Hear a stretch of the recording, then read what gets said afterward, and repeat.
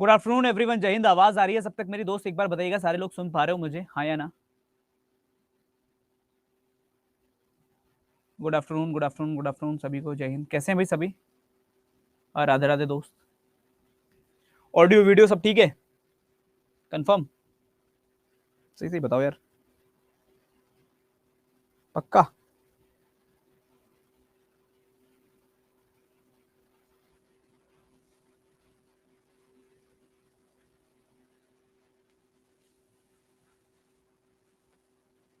चलिए बात कर लेते हैं। मैं नहीं देख रहा हूँ, बाकी सब ठीक है। चलो मैं देख जाता हूँ। और बताओ, अभी मैं देख रहा हूँ? क्यों भाई साहिल? बिल्कुल अमित। देखो अभी तो अपन इंट्रोडक्शन पे चर्चा करेंगे, परेशान होने की कोई जरूरत नहीं है। आज थोड़ा सा इंट्रोडक्शन है, तो थोड़ी चर्चा करेंगे, सब्जेक्ट को जान मान लेंगे, उसके बाद आगे पढ़ाई करेंगे। तो कह लो पहले कैसे हो सारे के सारे, पहले ये बताओ। सब बढ़िया एकदम? कोई बात नहीं। Good afternoon. सब मजे में? चलिए, बहुत बढ़िया। तो आज आपका ये पहला सेशन है, सबको पता होगा, इंट्रोडक्शन। और नए बैच के अंदर आज कुछ नई शुरुआत करनी है।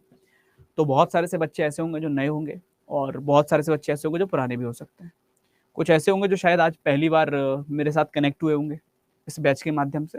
कुछ ऐसे होंगे जो शायद मेरे से कभी ना कभी कहीं ना कहीं पढ़े होंगे। या तो हो सकता है कि यूट्यूब पर पढ़े हो, या हो सकता है कि किसी ना किसी दूसरे पेड बैच के अंदर पढ़े हो, है ना? तो पहले तो मेरे को ये बताओ, कितने नए वाले हैं और कितने पुराने वाले हैं? कौन पहले पढ़ चुके हैं? First time? ओके, कोई दिक्कत नहीं। यूट्यूब पे पढ़े हैं, ठीक है। पहले पढ़ चुके हैं, ठीक।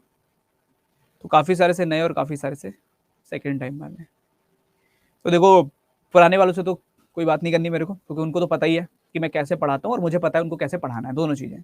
तो पहले मैं थोड़ी सी बात कर लेता हूँ नए वालों से। जितने भी बच्चे नए वाले जुड़े हैं अभी, उनमें से कई सारे से लोगों को शायद नहीं पता होगा कि मेरा पढ़ाने का तरीका कैसा है, और मुझे भी नहीं पता होगा कि उनको समझाने का तरीका कैसा है। दोनों के लिए हम दोनों नए हैं, है ना? और आप सबको पता है कि जब भी आप कभी कोई नई जगह पे जाते हो तो थोड़ा सा चीज़ें अनकंफर्टेबल होती हैं।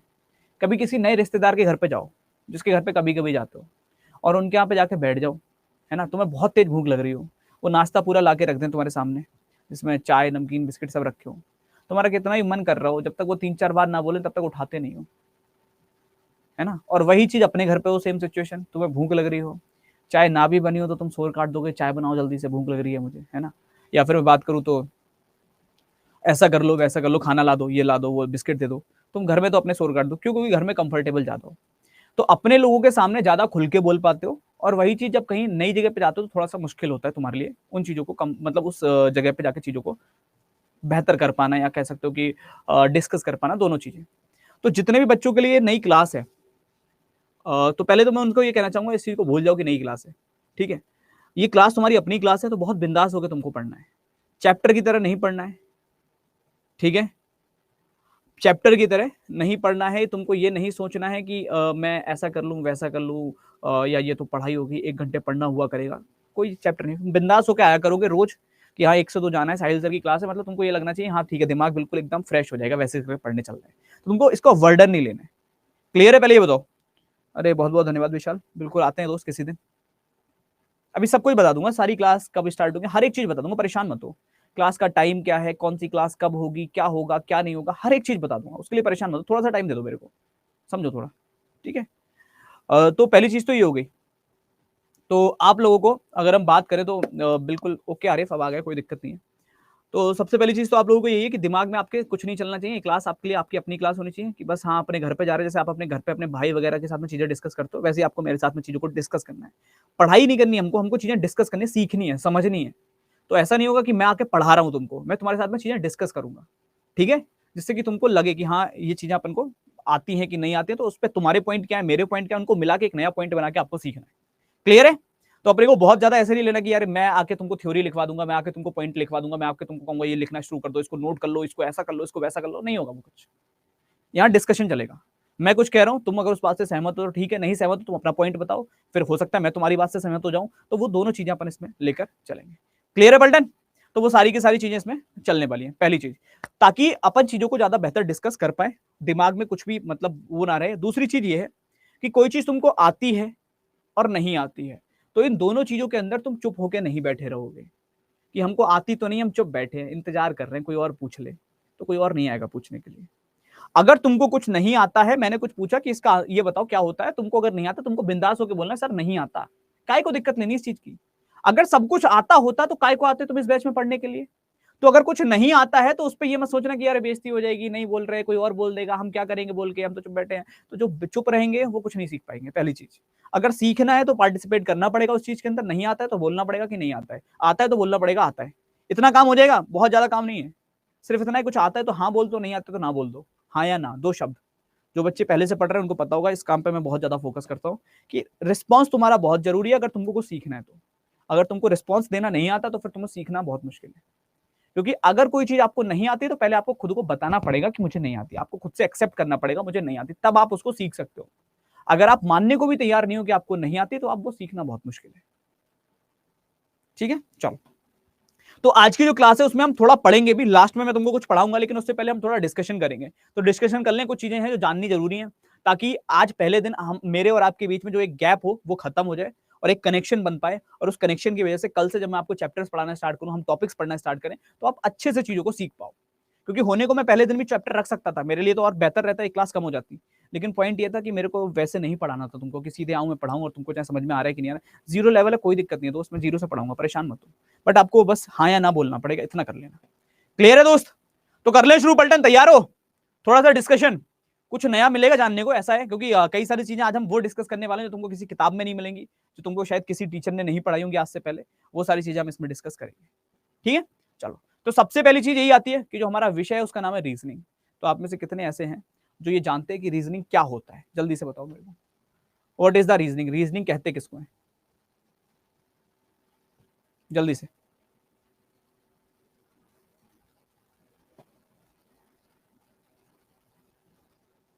कमेंट का क्या करो, पब्लिक करके बताओ मेरे को मंटू, कोई बेनिफिट उसका, फायदा, घाटे मैं बता सकता हूं, फायदा तुम बताओ मुझे, नहीं पता कोई दिक्कत नहीं है। दिमाग का खेल, लॉजिकल थॉट, थिंकिंग पावर, तर्क शक्ति, थिंकिंग एबिलिटी। ठीक है, बहुत बढ़िया, काफी सारे आंसर है। सोचने समझने की चीज, टू आइडेंटिफाई द डिफरेंट, दिमाग की पावर। ऐसा लग रहा है तुम साउथ की मूवी के नाम बता रहे हो मुझे, हैं? पावर ऑफ दिमाग। चलो बात करते हैं क्या होता है। अगर हम बात करें जनरली रीजनिंग का डिस्कशन अगर अपन करते हैं कि what is the reasoning, reasoning क्या है, जैसे मैंने आपसे बोला रीजनिंग क्या है, तो आपने कुछ सोचना स्टार्ट किया, हाँ या ना? जल्दी बताओ पहले मेरे को। जैसे ही मैंने आपसे बोला कि यार what is the reasoning, reasoning क्या है, तुमने कुछ ना कुछ सोचना स्टार्ट कर दिया। सोचने के लिए किसका यूज करोगे? दिमाग का करोगे ना, दिमाग का।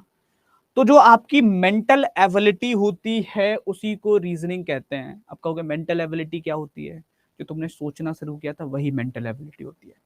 किसी भी चीज को सोचने समझने की क्षमता को ही उसकी रीजनिंग कहते हैं। क्लियर है? किसी भी व्यक्ति की जो सोचने समझने की क्षमता है वो रीजनिंग कहलाती है। जो तुम्हारी सोचने समझने की क्षमता है वो तुम्हारी रीजनिंग है, जो किसी और व्यक्ति की सोचने समझने की क्षमता है वो उसकी रीजनिंग है, जो किसी और की सोचने समझने की क्षमता है वो उसकी रीजनिंग है। हर व्यक्ति की अपनी जो सोचने समझने की क्षमता है वही रीजनिंग है। हाँ या ना? जल्दी बताओ, जल्दी जल्दी जल्दी जल्दी मेरे लाल। कोई दिक्कत, कोई किल्लत, कोई समस्या, कोई परेशानी? थोड़ा सा कुछ और डिस्कस करते हैं फिर आगे चलते हैं। क्लियर है? ठीक। अब देखो जो अभी हम डिस्कस कर रहे थे दैट इज कि किसी भी चीज की अगर हम बात करें तो सोचने समझने की क्षमता, इस चीज को आप ऐसे समझ सकते हो कि आप बचपन में थे तो आपका सोचने समझने का तरीका अलग था। आप उसके बाद थोड़े बड़े हुए, जब किसी और क्लास में पहुंचे तो सोचने समझने का तरीका अलग था। 8वीं 10वीं में आए तो सोचने समझने का तरीका अलग था। 12वीं में अलग है, ग्रेजुएशन में अलग होगा। मतलब जितना आप लाइफ में आगे बढ़ते जाते हो आपकी सोच बदलती जाती है। हाँ या ना? वैसा ही तो नहीं सोच रहे ना जैसा पहले सोचते थे। पहले लगता था कि कहीं जाएंगे तो ये खरीदेंगे, है ना, वो बंदूक लेके चले आएंगे लगा के बेल्ट के पास में, एक गाड़ी लेके चले आएंगे कार वाली, प्लास्टिक वाली। आज जाओगे तो आज वो काम नहीं करोगे ना। क्यों? इंसान तो वही हो तुम, चीजें वही मिल रही होंगी आज भी, बट क्या हुआ? सोच बदल चुकी है। वो सोचने समझने की आपकी क्षमता जो है, कह सकते हो मेंटल एबिलिटी जो है, वो धीरे धीरे चेंज हो रही है चीजों को लेकर। और इसका सीधा सा फंडा आप यहां से भी लगा सकते हो कि जैसे आपके और मेरे घर के अंदर जो बुजुर्ग लोग हैं वो कभी रीजनिंग नहीं पढ़े हैं, है ना, लेकिन उनकी रीजनिंग मेरे से और आपसे बेहतर है। क्योंकि उनकी सोच जो है वो मुझसे और आपसे बेहतर हो गई। कैसे? चीज़ों को समझते-समझते। उन्होंने इतनी सिचुएशंस को देखा, उन्होंने इतनी ज़्यादा प्रॉब्लम्स को देखा है कि वो उनसे निकले, उभरे हैं, तो उनको पता है क्या सही, क्या गलत। तो उनकी सोच हमसे और आपसे बेहतर हो चुकी है। तो इसलिए जो रीज़निंग है वो ज़रूरी नहीं कि हम पढ़ के रट्टा लगा के सीखेंगे। हम जितना चीज़ों को जितना टाइम के साथ सिचुएशंस को डील करते हैं, समझते हैं, वहीं से हमारी रीज़निंग जो है ऑटोमेटिकली इम्प्रूव होती चली जाती है। ठीक है? One by one, one by one. अच्छा, एक चीज़ और बताओ मेरे को, एक दो लोगों का आ रहा है, आवाज़ नहीं आ रही है, बाकी लोग एक बार मेरे को क्लियर कर दो कि आवाज़ आ रही है कि नहीं आ रही है? इसमें ज़्यादातर सब फर्स्ट टाइम वाले हैं मेरे लाल, परेशान मत हो। आवाज़ आ रही है ना? ठीक है ना? चलो, थोड़ी देर सुन लो यार दोस्त, है ना? बहुत ज़रूरी चीज़ें हैं जो अभी डिस्कस कर रहा हूँ, क्योंकि जो चैप्टर पढ़ना है उसके बारे में जानना बहुत ज़रूरी है, वरना पढ़ के चले जाओगे समझ में कुछ नहीं आएगा। तो पहले उसको समझ लो होता क्या है, उसके बाद पढ़ने में चीज़ें आसान होंगी। चलिए, तो अभी अगर अपन बात करें तो जो था वो पॉइंट ये था कि रीज़निंग, मेरे को ये बताओ, रीज़निंग कोई सब्जेक्ट होता है या नहीं? विषय है या नहीं है? जल्दी से, सब कुछ अपलोड होगा।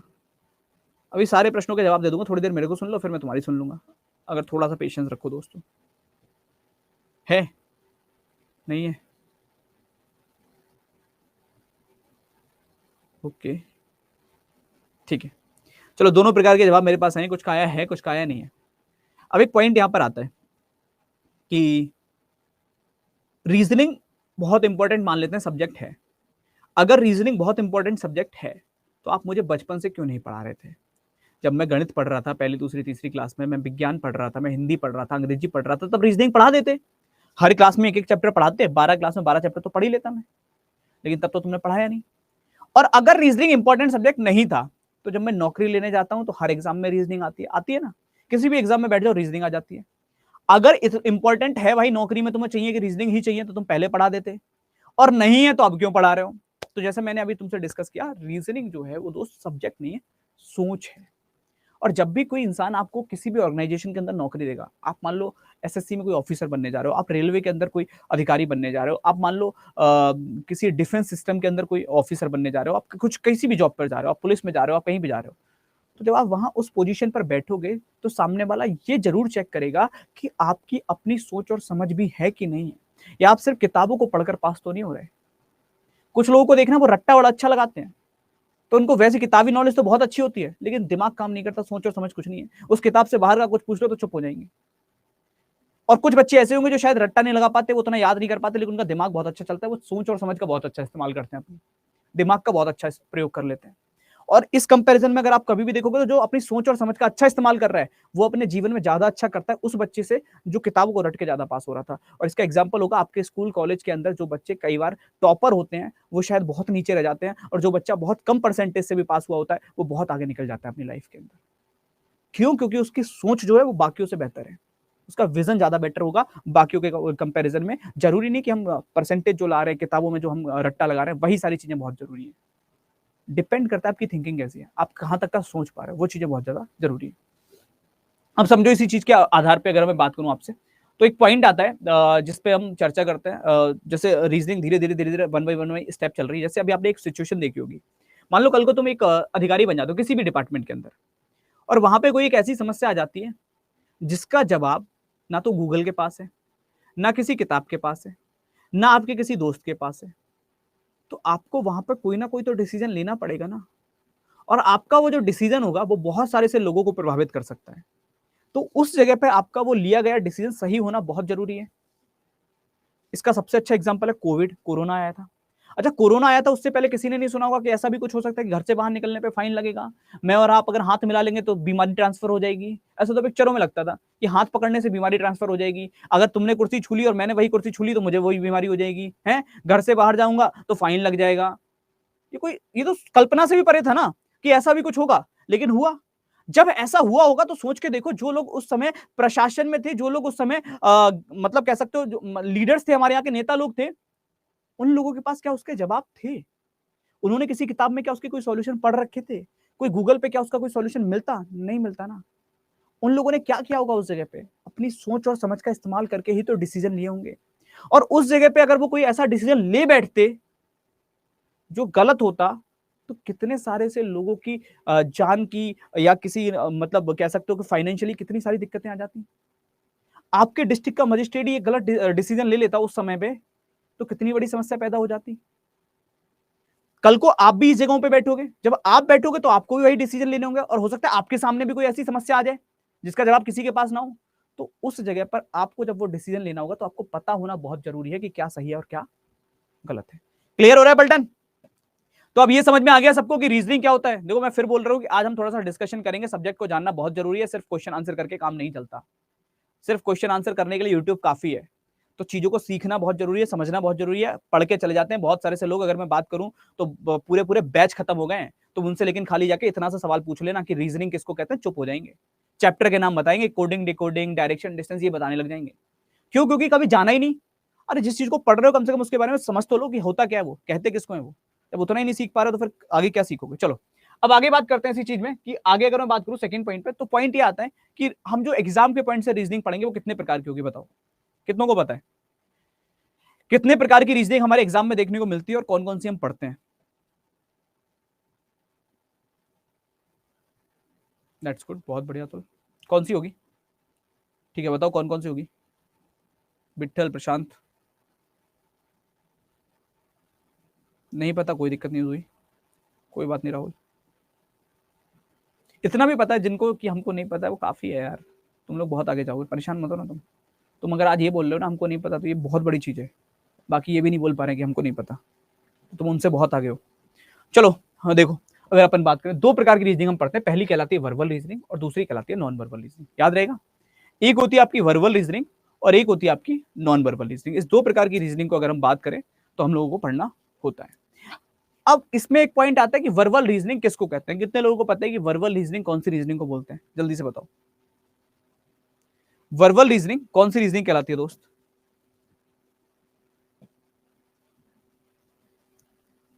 जल्दी से निकालो। नहीं पता? कथन निष्कर्ष करेक्ट है पूजा। चलिए बात कर ले, देख ले क्या होगा। ठीक है, देखो वर्बल रीजनिंग क्या होती है, जैसे आप और मैं बात कर रहे हैं या आप अपने घर के अंदर अपने घर वालों से, अपने भाई से, अपनी बहन से बात करते हैं, तो बात करने के लिए सबसे जरूरी चीज क्या होती है बताओ? लैंग्वेज, हाँ या ना? बात करने के लिए दोस्त सबसे जरूरी चीज भाषा होगी, मानते हो कि नहीं मानते हो? आप एक भाषा को सुन रहे हैं, समझ रहे हैं, और आप एक भाषा में जवाब दे रहे हैं। बातचीत करने के लिए शब्दों का आदान प्रदान बहुत जरूरी है, मतलब भाषा का प्रयोग करना बहुत जरूरी है। तो एक ऐसी रीजनिंग जिसमें शब्दों का प्रयोग किया जाएगा, जिसमें भाषा का प्रयोग किया जाएगा, वो कहलाती है वर्बल रीजनिंग। याद रहेगा, जहां हम क्वेश्चन को पढ़ के सुना सकते हैं सामने वाले को और वो हमको आंसर पढ़ के बता सकता है, वो रीजनिंग कहलाएगी वर्बल रीजनिंग। क्लियर है? एक ऐसी रीजनिंग जिसके अंदर लैंग्वेज का यूज होता है, भाषा का प्रयोग होता है, वो कहलाती है आपकी वर्बल रीजनिंग। क्लियर रहेगा दोस्त, हाँ या ना ये बताओ जल्दी से। हाँ तुम ही लोग बोल दो काफी, देखो सब तो नहीं बोल पाएंगे मेरे को पता है, कुछ लोग ऑडियंस बन के भी बैठे हुए हैं तो उनका कुछ नहीं करेंगे अपन। ठीक है, तो जिन जिनको आ रहा है वो लोग हाँ या ना बताते चलो, जिनको सीखना है वो जवाब दे देना। बहुत बड़ा काम नहीं करवा रहा हूँ, सिर्फ हाँ या ना ही पूछ रहा हूँ। अब आते हैं सेकंड पे। सेकंड इसी टाइप का एक होता है नॉन वर्बल रीजनिंग। अगर तुमको वर्बल समझ में आई है तो तुम उसी का यूज करके मुझे नॉन वर्बल बता सकते हो कि वर्बल अगर तुमको समझ में आ गई तो नॉन वर्बल किसको कहेंगे? जल्दी से बताओ दिमाग लगा के अपना।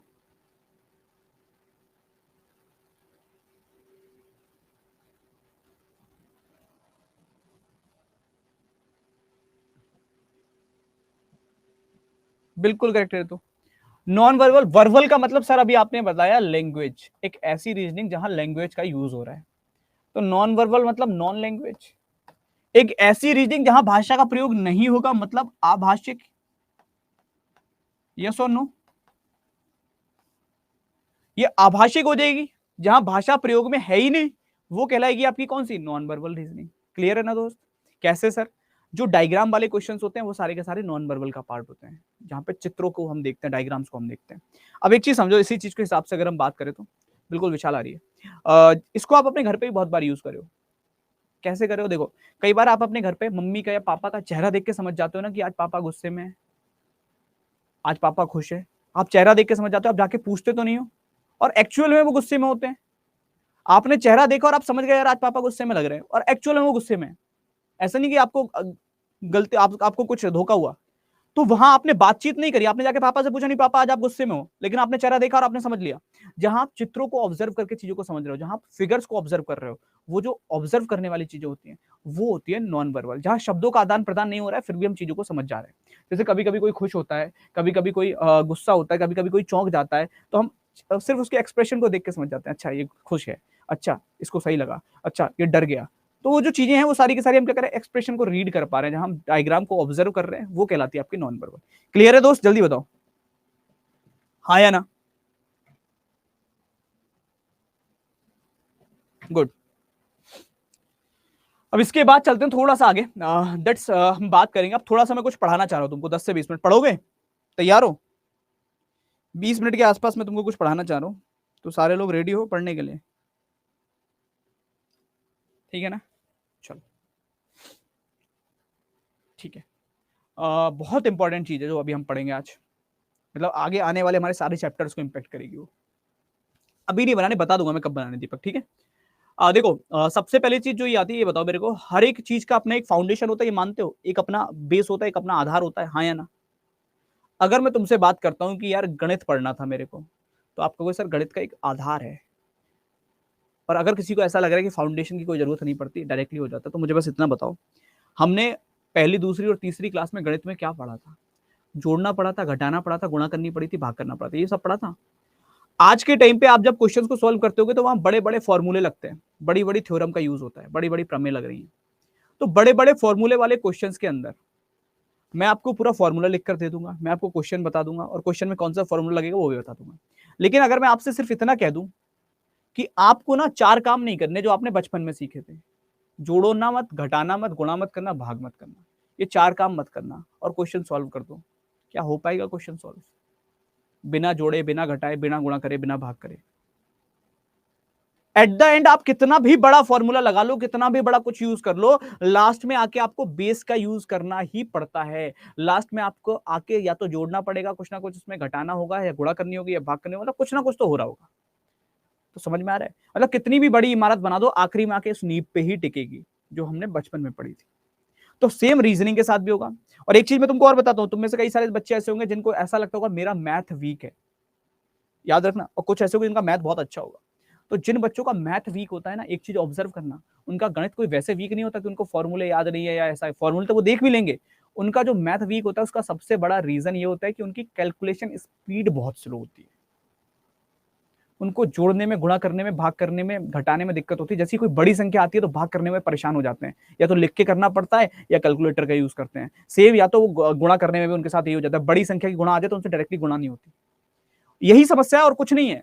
अगर तुम वो अपना बेस मजबूत कर लो, वो पहली, दूसरी, तीसरी क्लास वाली गणित मजबूत कर लो, ऑटोमेटिकली गणित तुम्हारी स्ट्रांग होनी स्टार्ट हो जाएगी। एक बार अप्लाई करके देखना। और इसका सबसे अच्छा तरीका बता रहा हूँ, कभी एक तो देखो, पढ़ाई को अपने ईगो पे मत लिया करो। मतलब पढ़ाई है तो पढ़ाई एक बेसिक चीज है अपने पास, है ना? पढ़ाई को हमको ऐसे नहीं लगाना है कि यार मेरी बेइज्जती होती है। पढ़ाई में कभी कोई बेइज्जती नहीं होती। अगर आप अपने आप को इंप्रूव करने के लिए कुछ भी कर सकते हो तो करो।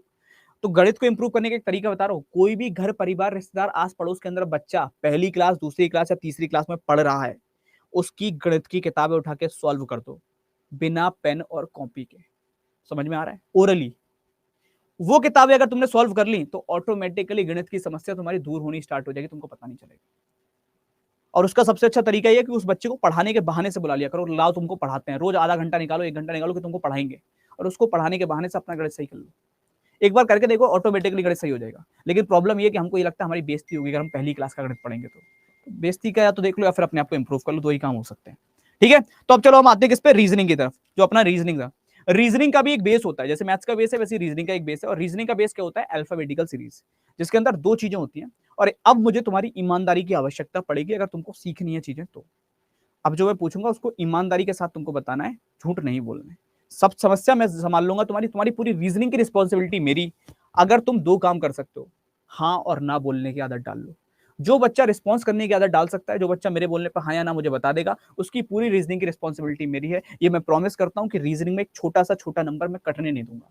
लेकिन उसका, जिसका रिस्पॉन्स मेरे पास तक आएगा, जो चुप होकर बैठ के ऐसे सुन रहा है, उसका मेरी कोई रिस्पॉन्सिबिलिटी नहीं है दोस्त। देखो सीधी सी बात है, मैं मन की चीजों को नहीं पढ़ पाऊंगा। आपको बोलना ही पड़ेगा कि आपको आया या नहीं आया, दोनों चीजें क्लियर है।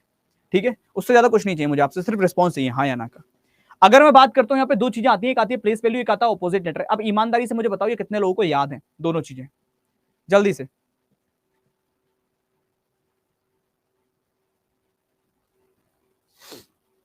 कितने लोगों को याद है?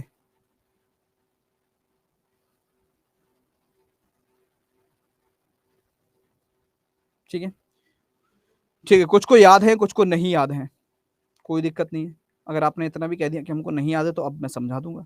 तो मैं इसको याद करने की ट्रिक बता दूं, करने को तैयार हो सारे? हाँ या ना? ठीक।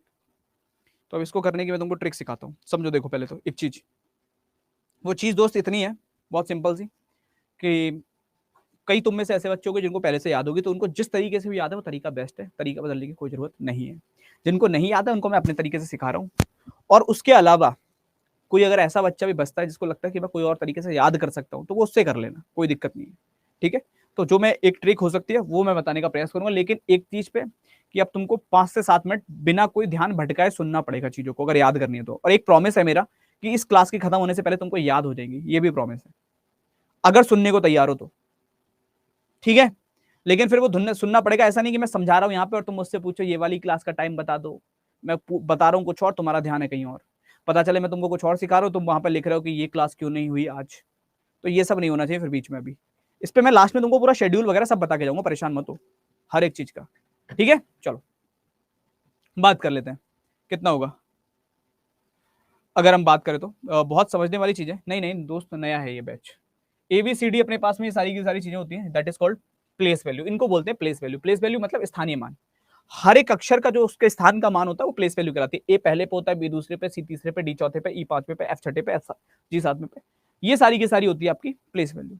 अच्छा, इनमें से भी आप में से सारे के सारे बच्चे, मुझे ऐसा लगता है ई तक किसी को दिक्कत नहीं आती होगी। ए पहले पे है, बी दूसरे पे है, सी तीसरे पे है, डी चौथे पे है, ई पांचवें पे है, सबको पता होगा। उसका एक रीजन है, क्योंकि बचपन से लेके अब तक अगर हमारे पास 4 ऑप्शन होते थे तो एबीसीडी होते थे, 5 होते थे तो एबीसीडी ई होते थे, इसलिए हमको इनमें कभी दिक्कत नहीं आई, है ना। दिक्कत इनके आगे आती है, अचानक से कोई कह दे क्यू कौन से नंबर पे होगा, अचानक से कोई कह दे वी कौन से नंबर पे होगा, अचानक से कोई कह दे डब्ल्यू कौन से नंबर पे होगा, या एम कौन से नंबर पे होगा, तो लगता है यार आप कैसे निकालू, फिर हमको गिनना पड़ता है, और वो टाइम वेस्टिंग है, उसमें फिर तुम क्वेश्चन नहीं कर पाओगे। तो कैसे याद करना है समझो, बस सुन लेना ध्यान से, याद हो जाएगा। जब भी एफ को देखो, F fix place value 6, F fix place value 6, fix 6, fix 6, F fix place value 6, F को देखते ही फिक्स प्लेस वैल्यू हो जाएगी 6। G7 summit, G7 summit, G7 सम्मेलन, इसको यहां से याद रख सकते हो, G7 सम्मेलन। F fix place value 6, G7 सम्मेलन से याद रख लो। अच्छा, एच को याद रखने का तरीका बताता हूं, बहुत सिंपल सा है मेरे लाल। एच को याद रखने का तरीका ये होता है कि एच की जो शेप होती है वो बिल्कुल 8 के जैसी होती है। अगर मैं एच को ऊपर और नीचे लाइन से बंद कर दूं तो 8 बन जाता है। तो एच जो होता है वो 8 पे होता है। F fix place value 6, F fix place value 6, G7 summit, G7 सम्मेलन हो जाएगा। एच जो होता है वो 8 के जैसा दिखता है तो एच 8 पे हो जाता है। आई को याद रखने का तरीका होता है, एक लाइन तो बहुत बार बोले हो, कौन सी? आई नो, आई नो, तो आई नो पे होता है। आई कितने पे होता है? 9 पे। आई नो, तो I know, I know. F fix place value 6, G7 summit, G7 सम्मेलन हो जाएगा, एच 8 के जैसा दिखता है। आई नो, तो आई नो पे हो जाएगा। अगर मैं बात करूं जी और की, जी और की को एक साथ याद रख लो, कैसे? जम्मू और कश्मीर, जी एंड की। जम्मू और कश्मीर में रोज 10-11 आतंकवादी मारे जा रहे, जम्मू 10 कश्मीर 11, J10 K11, जम्मू 10 कश्मीर 11। जम्मू और कश्मीर में रोज 10-11 आतंकवादी मारे जा रहे, Jammu 10 Kashmir 11, J10 K11। F fix place value 6, G7 summit, G7 सम्मेलन पे होगा, G7 पे हो जाता है। एच 8 के जैसा दिखता है। आई 9, आई 9 पे हो जाएगा। जी और के, जम्मू और कश्मीर में 10-11 आतंकवादी मारे जा रहे, मतलब जम्मू 10 पे, कश्मीर 11 पे, J10 पे, K11 पे। उसके बाद एल को याद रखने का तरीका क्या होगा? एक गाना तुमने अभी सुना होगा, बहुत वायरल हुआ था, बचपन का प्यार। तो आजकल क्या हो रहा है? बचपन में ही प्यार हो जा रहा है। एल फॉर लव 12, आजकल 12 में ही लव हो जा रहा है। तो 12, एल कितने पे? 12 पे। लव कितने पे? 12 पे। लव 12, मतलब आजकल बचपन में ही प्यार हो जा रहा है, एल 12। अगर हम बात करें एम, तो एम फॉर होता है मेरा, और प्लेस वैल्यू होती है 13, मेरा 13, मेरा 13। F fix place value 6, G7 summit, G7 पे होता है। एच 8 की जैसा दिखता है। आई 9, तो आई 9 पे आ जाएगा। जी और के, जम्मू और कश्मीर में 10-11 आतंकवादी मारे जा रहे हैं, Jammu 10 Kashmir 11, J10 K11, L 12, love 12 पे हो जा रहा है, और एम फॉर मेरा, प्लेस वैल्यू 13। यहां तक क्लियर है दोस्त? ये बताओ पहले, फिर आगे चले जल्दी से।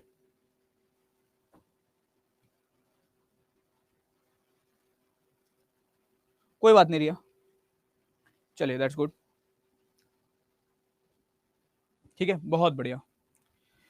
अब इसके आगे की कहानी पे चलते हैं। एम फॉर मेरा, प्लेस वैल्यू 13 तक हम लोग पहुंच चुके हैं। इसके आगे की कहानी क्या कहती है उस पर बात करते हैं। देखो, एम को जब भी आप अपने मन में याद करोगे, कभी भी एम को याद करना, एन की याद ऑटोमेटिकली आ जाती है। एम को याद करते ही एन ऑटोमेटिकली याद आता है। एम को याद करोगे तो एन याद आएगा। अगर एम 13 पे होता है, मेरा 13 है, तो एन 14 पे होगा, एक अक्षर हम याद रख सकते हैं। अगर एम 13 पे होता है तो एन 14 पे होगा, एक अक्षर हम याद रख सकते हैं।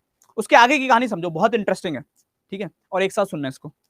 जैसे नॉर्मली कभी कभी हम अपने दोस्तों से बात करते हैं या भाई बहन आपस में बात करते हैं, तो ओ करके बात कर लेते हैं ना, कि ओ क्या कर रहा है, ओ कहाँ, ओ किधर, है ना। ओ करके बात करते हैं कि ओ खाना खा ले, ओ चल, ओ उठ, ओ करके बात करते हैं। तो वैसे ही किसी ने किसी को बोला, देखते ही बोला, कह रहा कि नॉर्मली किसी ने किसी की तरफ देखा और देखकर बोला, ओ 15, ओ 15, बोला ओ 15, पी बोला मैं 16, बोला ओ 15, पी बोला मैं 16। बोले यार अब बात नहीं बनेगी, अब बात नहीं बनेगी। हमारी जो क्यू फॉर क्वीन है ना, हमारी क्वीन जो है, हमारी रानी तो 17 साल की है। बोला ओ 15, पी बोला मैं 16। बोले यार अब बात नहीं बनेगी, क्यू फॉर क्वीन, हमारी क्वीन तो 17 साल की, हमारी रानी 17 साल की है। बोले अरे क्यों परेशान होते हो भैया, आर फॉर राजा, हमारा राजा 18 का है, तुम करा दो ना शादी।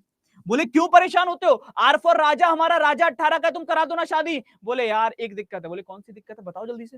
बोले एक दिक्कत है। बोले कौन सी दिक्कत है। बोले SC ST। बोले यार कौन से जमाने में जी रहे हो। बोले भैया कौन से जमाने में जी रहे हो, अब इन बातों को कोई नहीं मानता, इनमें बस 19-20 का फर्क है, S19 T20। बोले S19 T20। बोले अच्छा। बोले एक दिक्कत और है। बोले यार तुम्हें दिक्कत है बहुत है, आप बताओ कौन सी दिक्कत आ गई। बोले एक दिक्कत और है। बोले अब कौन सी दिक्कत है। बोले अंडर 21 कैसे शादी करते, यू फॉर अंडर।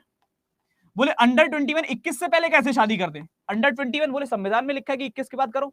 बोले अंडर 21 में कैसे शादी करते। बोले क्यों भैया, तुम एक काम करो, एक लाइन तुम लोगों ने बहुत पढ़ी होगी, आई माने मैं बचपन में, ही माने वह, वी माने हम, पढ़ा है ना, तो वी। बोले एक काम करना, वी मतलब हम 22 में करेंगे, लो। बोले एक काम करो, वी माने हम 22 में करेंगे, बस। बोले आप खुश। बोले अंडर 21 कैसे करते। बोले मत परेशान हो, वी माने हम 22 में करेंगे। बोले ठीक है भाई 22 में कर लो, अब तो हो जाएगी। बोले ठीक है। तो W for wedding, W for wedding, wedding रखी गई कब की, वेडिंग मतलब शादी, शादी कब की रखी गई, 23 की, शादी रखी गई 23 की। W फॉर वेडिंग, वेडिंग हुई 23 की। बोले ठीक है। अब जब शादी होगी तो एक इंसान को बुलाया जाता है, जो होते हैं पंडित जी, जो शादी करवाते हैं। तो पंडित जी की एंट्री हुई। जब पंडित जी आए तो पंडित जी ने आके देखा और बोले अरे अरे अरे जो का कर दो तुमने। बोले जो का कर दो तुमने भैया, एको ग्रह नक्षत्र ठीक ना है और आके दिया काट, तो काटा बन गया X। बोले 24 को होगी। पंडित जी ने काटा तो बना X, बोले 24 को होगी। पंडित जी ने काट के 24 को कह दी। बोले ना ना ना ना ना 23 को तो ग्रह नक्षत्र ठीक है ना है, आ कह दो काट, काटा तो बन गया X, बोले 24 को होगी। बोले ठीक है पंडित जी, हम 24 को शादी कर देंगे, लेकिन शादी के बाद में विदाई कब करें। जब कोई जाता है तो क्या करते हो, विदा होता है, बाय करते हो, बाय। बोले बाय कब करेंगे, 24 की शादी तो ठीक है। बोले अगर 24 को शादी हो रही है तो बाय 25 को कर लियो, अगले दिन बाय हो जाएगी, अगले दिन बाय हो जाएगी। बोले ठीक है। और आखिरी अक्षर जेड होता है जो 26 पे, तो सबको ही पता होगा, टोटली 26 अक्षर होते हैं, तो लास्ट वाला 26 पे होगा ही होगा। क्लियर है सबको, जेड हो जाएगा 26। क्लियर है मेरे लाल, हाँ या ना। इसको कहानी की तरह एक बार और सुन लोगे सोते टाइम, तो मुझे नहीं लगता कि फिर कभी भूल पाओगे। चलो बहुत बहुत बढ़िया कि आपको पसंद आई है ना, याद हो गया, दैट्स ग्रेट। एक बार इसको रिवाइज कर लेना, आज रात को कहानी की तरह सुन लेना, और कहानी की तरह सुन ली तो कभी फिर भूलोगे नहीं, ठीक है। चलिए, इसी के साथ में एक चीज चलती है ना, बहुत बढ़िया बहुत बढ़िया बहुत बढ़िया, ठीक है, दैट्स ग्रेट। इसी के साथ में एक चीज चलती है, इसको अभी अपन बात करेंगे, वो होती है ऑपोजिट लेटर। हर एक लेटर का सेम चीज होती है, वो होता है ऑपोजिट लेटर।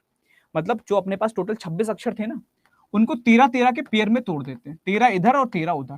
मतलब मेरा 13 तक तो इधर आ जाता है और 14 से लेके 26 तक इधर चला जाता है। ये होते हैं हर एक अक्षर का ऑपोजिट। ए का ऑपोजिट जेड होगा, बी का वाई होगा, सी का एक्स, डी का डब्ल्यू, ई का वी। ये भी याद होने बहुत जरूरी है अगर आपको क्वेश्चंस को जल्दी करना है तो। अब कैसे करोगे उस पर बात कर लेते हैं, है ना, समझने में बहुत सिंपल तरीके से अपन इसको समझने की कोशिश करते हैं, ठीक है। हाँ वीडियो मिलेगी मिलेगी मिलेगी, वीडियो कहने मिलेगी, वीडियो जरूर मिलेगी मेरे, ठीक है, पक्का पक्का पक्का। चलो एक बार इसकी कहानी और सुनते हैं कि इसको कैसे याद करना है ऑपोजिट को। और मैं प्रॉमिस कर रहा हूं, तुम अगर ध्यान से मेरे कहने पे अगर तुम ध्यान भटकाए, एक बार सुन लिए, मुश्किल से 5 मिनट लगेंगे, तो तुमको जीवन में फिर इसको दोबारा कभी पढ़ने की जरूरत नहीं पड़ेगी, तुम ऑटोमेटिकली कहोगे मुझे सब याद है। एक बार सुन लो बस। जैसे ए का ऑपोजिट जेड है, तो मैंने क्या किया, ए का ऑपोजिट जेड से मैंने एक नाम बनाया आजाद। आजाद, आजाद में ए का ऑपोजिट हो गया जेड। आजाद एक नाम है, ए का ऑपोजिट जेड। अब आजाद है कौन, आजाद नाम का एक लड़का है, लड़का मतलब बॉय। आजाद नाम का कौन है? एक लड़का है, मतलब बॉय है, बी का अपोजिट वाई। समझ में आ रहा है? आजाद नाम है, ए का अपोजिट जेड। आजाद नाम का एक लड़का है, मतलब बॉय है, बी का अपोजिट वाई। और आजाद नाम का जो वो लड़का है ना, वो क्रैक्स बहुत खाता है। क्या खाता है? क्रैक्स। सी का अपोजिट एक्स, उसको क्रैक्स बहुत खाने को चाहिए। आजाद, ए का अपोजिट जेड। आजाद नाम का लड़का है, मतलब बॉय है, बी का अपोजिट वाई। क्रैक्स बहुत खाता है, सी का अपोजिट एक्स। और जब जब क्रैक्स खाता है तब तब साथ में ड्यू जरूर पिएगा। जब जब क्रैक्स खाता है तो उसको साथ में ड्यू पीने के लिए चाहिए, डी का अपोजिट डब्ल्यू। समझ में आ रहा है? आजाद नाम का लड़का, ए का अपोजिट जेड। लड़का है तो बॉय है, बी का अपोजिट वाई। क्रैक्स बहुत खाता है, सी का अपोजिट एक्स। और जब जब क्रैक्स खाता है तो साथ में ड्यू पीता है, डी का अपोजिट डब्ल्यू। अब एक दिन इवनिंग में, इवनिंग बोले तो शाम को, तो एक दिन इवनिंग में ई का अपोजिट वी हो गया। ठीक है, एक दिन इवनिंग में ई का अपोजिट वी, शाम के टाइम पे आजाद जो था वो चला गया मूवी देखने। ठीक है, आजाद कहां चला गया? मूवी देखने चला गया। और मूवी कौन सी देखी आजाद ने? फालतू। आजाद ने मूवी कौन सी देखी मेरे लाल? फालतू। एफ का अपोजिट यू। एक दिन शाम को ई का अपोजिट वी, इवनिंग में आजाद चला गया मूवी देखने, और मूवी देखी फालतू, एफ का अपोजिट यू। अब मूवी देख के अपन कहते हैं ना यार मजा आ गया, क्या पिक्चर थी, एकदम मजेदार पिक्चर थी। तो वैसे आजाद पिक्चर देख के बोला, बोला ग्रेट, जी का अपोजिट टी। बोला ग्रेट, क्या मूवी थी यार। बोला ग्रेट, क्या मूवी थी यार, जी का अपोजिट टी। अब मूवी देख के लौट के घर आ रहा है, मूवी देख के लौट के घर आ रहा है, तो पापा इंतजार कर रहे हैं। पापा जैसे ही घर पे आया, अब पापा इंतजार कर रहे हैं, डायलॉग तो तुमने भी कई बार अपने जीवन में सुना होगा। ठीक है, तो जब आजाद लौट के घर आया, अब रात तो हो ही गई थी क्योंकि शाम को पिक्चर देखने गया था, तो आते ही पापा ने कान पकड़े, और कान पकड़ के कान घुमा के बोले, बोले हाई स्कूल में है, एच का अपोजिट एस। पापा बोले हाई स्कूल में है, एच का अपोजिट एस। अरे इंटर तो कर ले पहले सही से, आई का अपोजिट आर। पापा बोले, बोले हाई स्कूल में है, एच का अपोजिट एस। अरे इंटर तो कर ले पहले सही से, आई का अपोजिट आर। तेरी शादी मुझे जयपुर क्वीन से करानी है। पापा बोले, बोले हाई स्कूल में है तो पहले इंटर तो कर ले पहले सही से, तेरी शादी मुझे जयपुर क्वीन से करानी है, जे का अपोजिट क्यू। बोला पापा, बोला पापा अगर हमारी शादी जयपुर क्वीन से कराओगे तो हम शादी में कुर्ता पजामा पहनेंगे। बोला पापा अगर हमारी शादी जयपुर क्वीन से कराओगे तो हम शादी के अंदर कुर्ता पजामा पहनेंगे, के का अपोजिट पी। पापा बोले पहन लियो, पापा बोले पहन लियो। बोला बस पापा एक बार फोटो दिखा दो, हम अच्छे से पढ़ लेंगे। बोला पापा बस एक बार फोटो दिखा दो, हम अच्छे से पढ़ लेंगे। जैसे ही पापा ने फोटो दिखाई तो बोला लव हो गया, एल का अपोजिट हो। बोला लव हो गया, एल का अपोजिट हो। पापा बोले इतनी जल्दी? तो बोला man will be man, M का अपोजिट एन। क्लियर है मेरे लाल?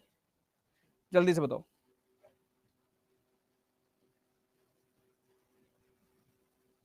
तीन चार लोग अलग अलग प्रकार के कमेंट लगे थे, बाकी बता दो सबको क्लियर है?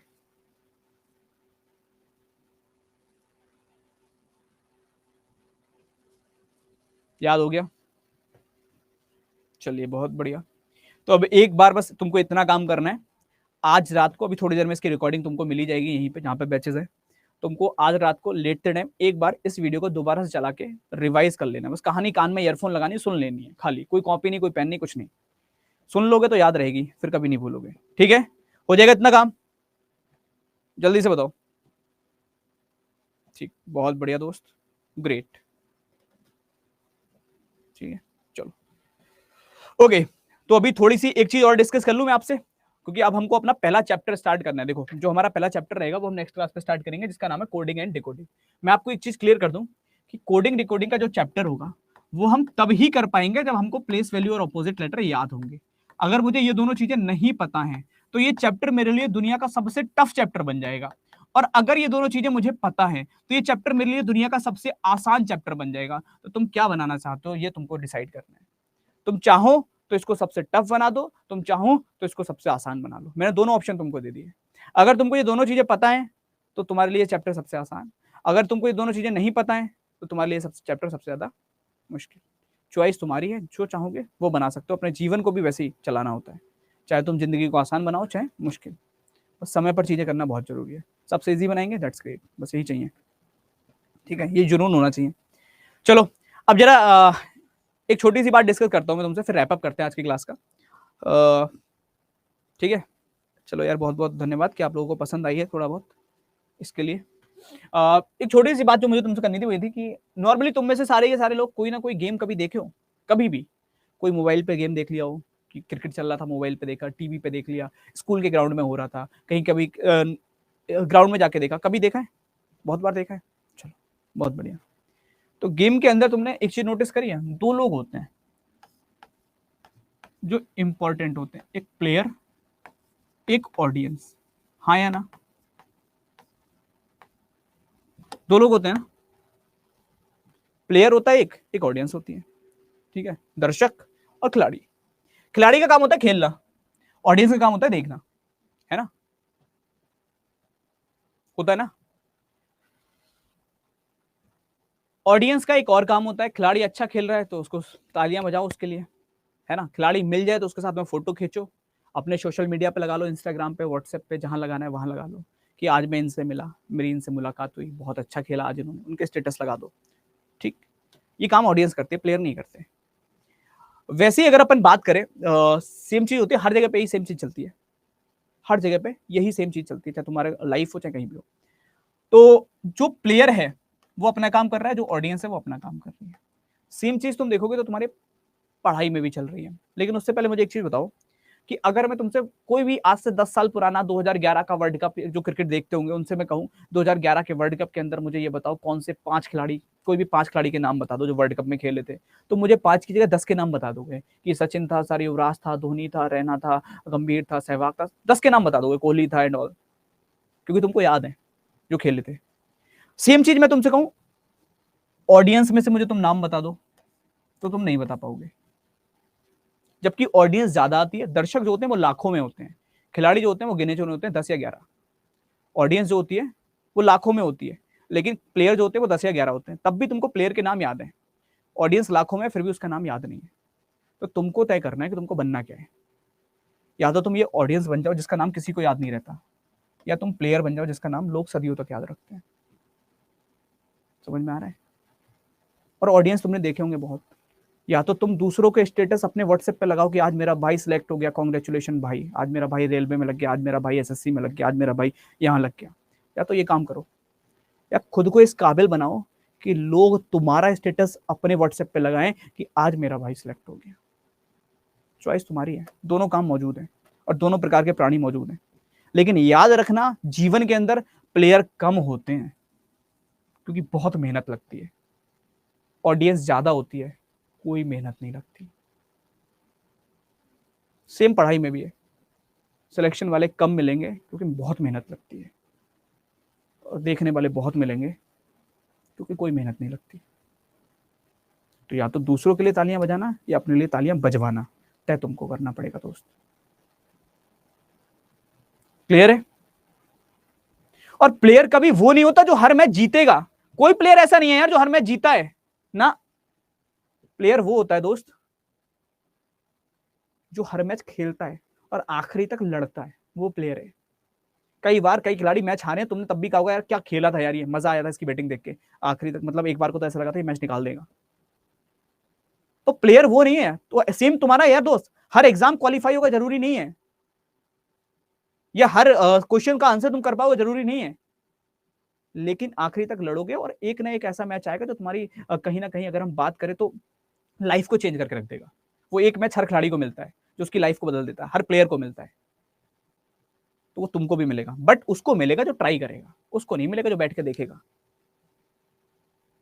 तो मुझे बस इतना बता दो इस क्लास से मुझे कितने प्लेयर मिलेंगे। और पहले दिन तो बहुत प्लेयर बोलते हैं अपने आप को, क्योंकि नया नया जोश होता है, नया नया जुनून होता है, बड़ा नया बैच खरीदा होता है। 4 दिन तो लगता है हम भी पढ़ेंगे, ऐसे पढ़ेंगे, ये करेंगे, वो करेंगे। 10 दिन के बाद, 5 दिन के बाद जब मेहनत करनी पड़ती है, क्लासें करनी पड़ती हैं, फिर उनको जाके बाद में देख के पढ़ना पड़ता है, सब कॉन्फिडेंस खत्म, सब जुनून खत्म, फिर गिने चुने रह जाते हैं, और जो रह जाते हैं वही बाजी मार जाते हैं। क्लियर है? That's good. इतने भी मिल गए तो मेरे को काफी है, जितने तुम दिख रहे हो, अगर इतने भी मेरे को प्लेयर मिल गए तो काफी है। मैं तुम सबको बता रहा हूँ, तुम सबको चैंपियन मैं बना दूंगा मेरे लाल, इस सब्जेक्ट में तो बना दूंगा, ये मेरा प्रॉमिस है। बट प्लेयर बन के ही खेलना पड़ेगा। अच्छा देखो बहुत सिंपल सा एक और चीज है, तुम अपनी लाइफ से बहुत कुछ सीख सकते हो। एक काम, कभी एक चीज देखो, जैसे अपन भी पढ़ के आए, तुम्हारी जगह से उठ के आए, तो एक चीज नोटिस करोगे, कभी कोई क्लासमेट वगैरह की कोई बहुत अच्छे पेजेस की कॉपी खरीदना, व्हाइट पेपर की खरीदे होगे कई बार।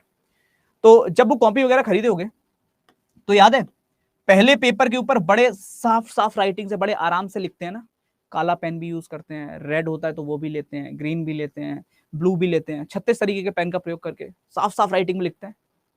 होता है ना, बहुत आराम से। पहले पेज पे, दूसरे पेज पे भी उस पर हेडिंगें पड़ी होती हैं, बहुत अच्छी राइटिंग में कॉपी चल रही होती है।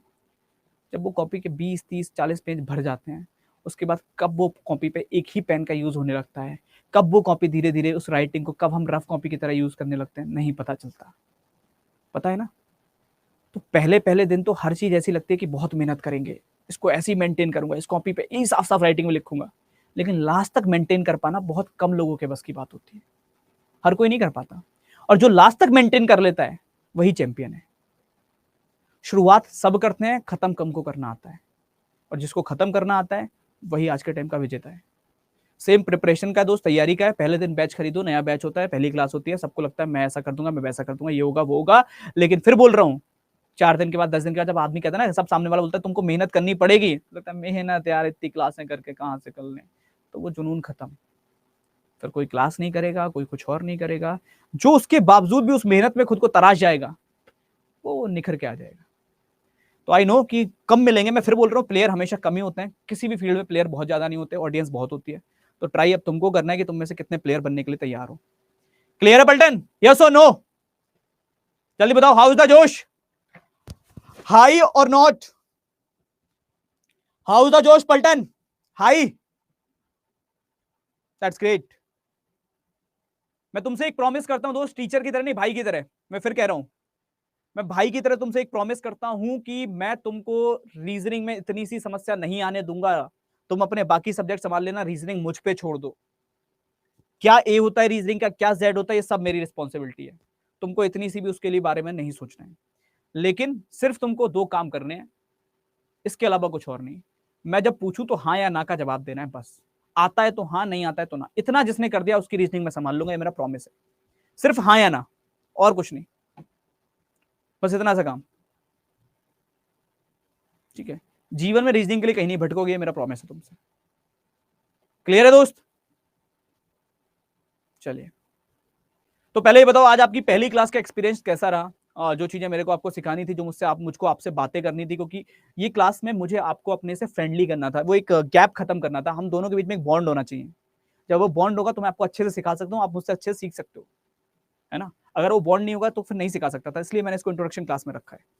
और मैंने कई सारे से लोगों से यूट्यूब पे ये बोला भी था कि अगर आपको मेरी क्लास खराब लगे तो आप मुझे बताइएगा, है ना। अगर किसी को मेरी क्लास खराब लगे तो मैं 2 ऑप्शन दे दूंगा, या तो मैं इस बैच को छोड़ दूंगा, आप मुझे बता देना, तो मैं दूसरा टीचर आपको प्रोवाइड करवा दूंगा, और अगर सही लगे तो फिर मैं कंटिन्यू कर लूंगा। तो जैसा भी आपको लगे आप मुझे बताइएगा, ठीक है।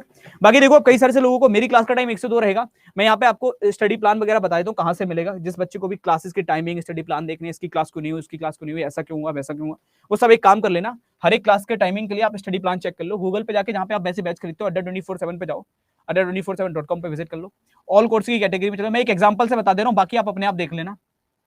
जैसे मान लो मेरे को कोई भी एक बैच है, मेरे को रेलवे के किसी बैच का एग्जाम, मान लो स्टडी प्लान चेक करना है, कोई भी बैच का करना हुआ करे, तो उस रेलवे के एग्जाम पे मैं गया, मेरे को मान लो फॉर एग्जांपल, मेरे को मान लो आरपीएफ का करना है, मैं अपना एग्जांपल ले रहा हूँ, तो आरपीएफ का करना है, मैं आरपीएफ पे आया, आरपीएफ पे मैं इस बैच पे आ गया जो मैंने लेना है, और इस बैच पे आने के बाद मैं नीचे स्क्रॉल करूंगा तो इसका स्टडी प्लान मुझे मिल जाएगा। यहाँ पे ये आ रहा है, इस पे मैं क्लिक करूंगा, हर क्लास की टाइमिंग लिखी हुई है, हर क्लास के टॉपिक का नाम लिखा हुआ है, हर क्लास के टीचर का नाम लिखा हुआ है, कौन से दिन क्लास होगी ये भी लिखा है, कौन से दिन क्लास नहीं होगी ये भी लिखा हुआ है, हर एक चीज लिखी हुई है। आप इसको डाउनलोड करके अपने फोन में सेव कर लो, ताकि आपको ये हमेशा आपके पास रहे, आप चेक कर लिया करो कि आज कौन सी क्लास है, कल कौन सी क्लास है, कल कौन सी नहीं थी, आज कौन सी नहीं थी। क्लियर है? चलिए, तो मिलते हैं आगे, तब तक के लिए बहुत बहुत धन्यवाद। Thank you so much everyone. जो ही फाउंडेशन है, तो thank you, love you all, सबको बहुत सारा सा प्यार। हाँ, 4 बजे बाकी यार मेरे को आप लोग ज्वाइन कर सकते हो, अगर आपको कोई भी डाउट एंड ऑल है उनको डिस्कस करना है, तो इंस्टाग्राम या टेलीग्राम कहीं भी आप साहिल सर रीजनिंग सर्च कर लेना, मैं मिल जाऊंगा, तो वहां से आप लोग मुझे ज्वाइन कर सकते हैं। ठीक है, चलिए।